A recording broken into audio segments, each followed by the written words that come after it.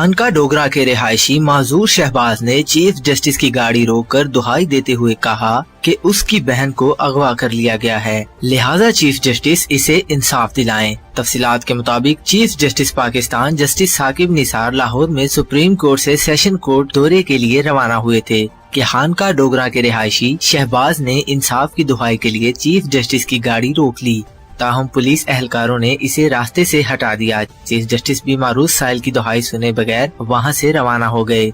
शहबाज ने मीडिया के सामने दुहाई देते हुए कहा, मेरी 18 साला बहन को अगवा कर लिया गया है, पुलिस भी मेरी बहन की बाजियाबी के लिए कुछ नहीं कर रही और मुलजिमों के साथ मिली हुई है। चीफ जस्टिस सबको इंसाफ दे रहे हैं, मेरी सुनवाई क्यों नहीं हो रही।